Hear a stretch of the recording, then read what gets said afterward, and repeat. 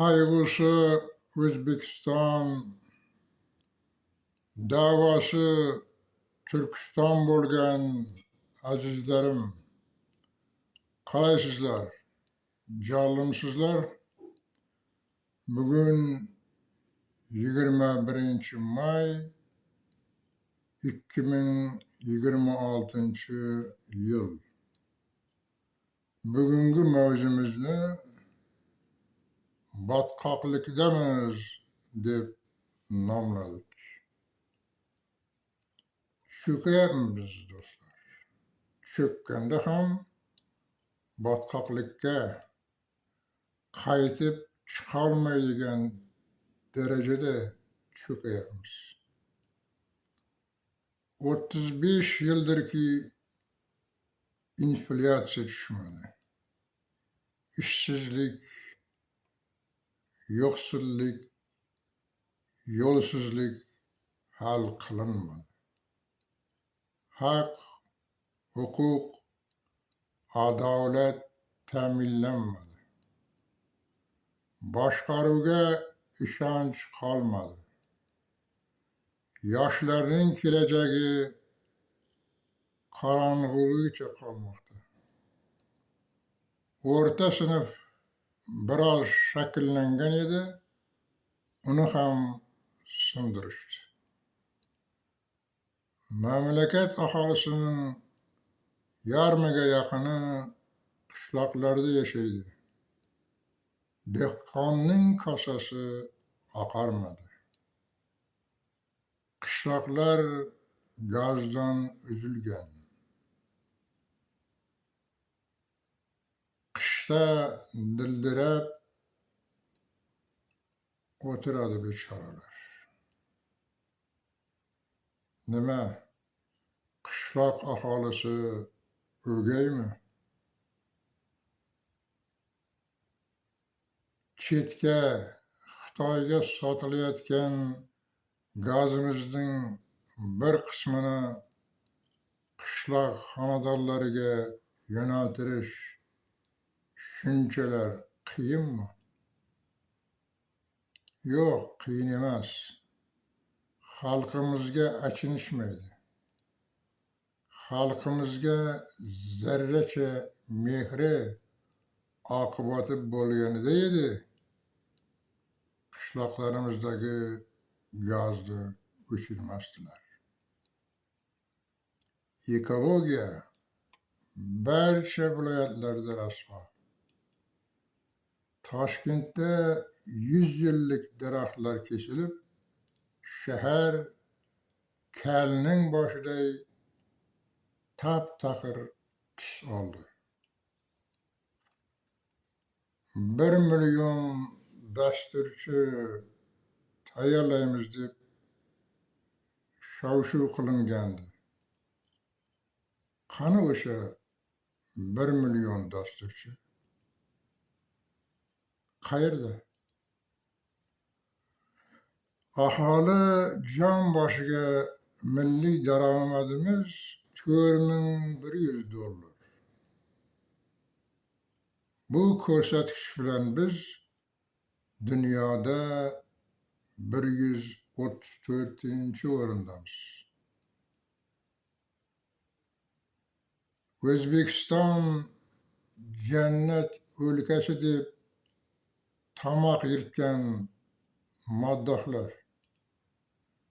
Qani o'sha jannat O'zbekiston?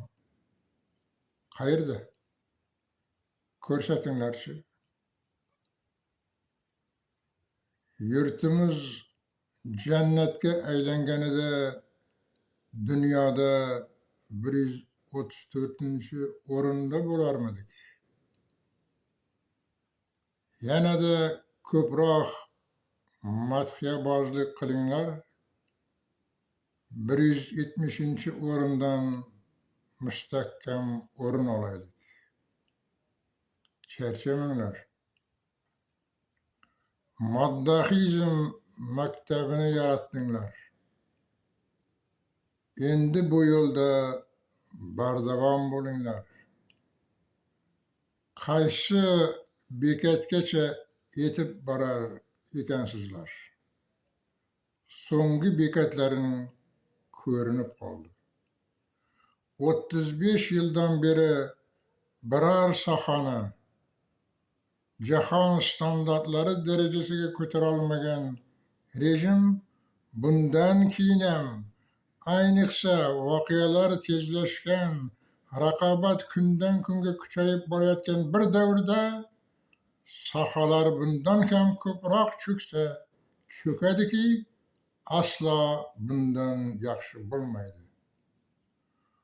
Botqoqlikka tushgan odam qo'zg'algan, chiqishga harakat qilgan sari botib boraveradi. Oqibatda botqoqlik yutib yuboradi. Hozirgi holatimiz shunday. Botqoqlikdamiz, bo'g'zimizgacha botgan holatdamiz.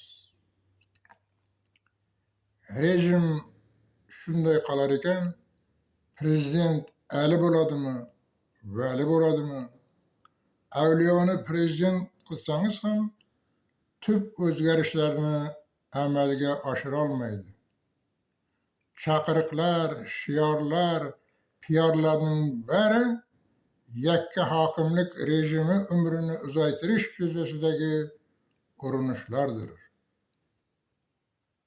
Bitta farmatsevtika sohasidagi qallobliklarni ko'rganingda, yashashi kerak bo'lgan go'daklarning o'limi oldidan faryodlari yuraklarni larzaga solmay qo'ymaydi.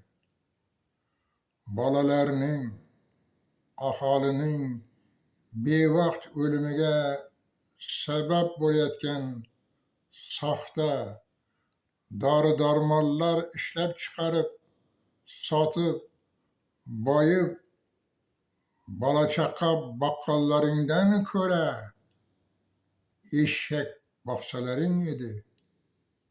Har holda eshakning mehnati jamiyatga ko'proq foyda keltirgan bo'lar edi. To'rtlik, go'daklar doridan berganida jon, dunyolar to'lg'ondi, sen to'lg'onmading. Boshingda 40 yil aytildi azon, o'liklar uyg'ondi, sen uyg'onmading. Bugunga shular. Turkiston ittifoqini qurish va uning ravnaqini ko'rish barchamizga nasib etsin. Ko'rishguncha xayr.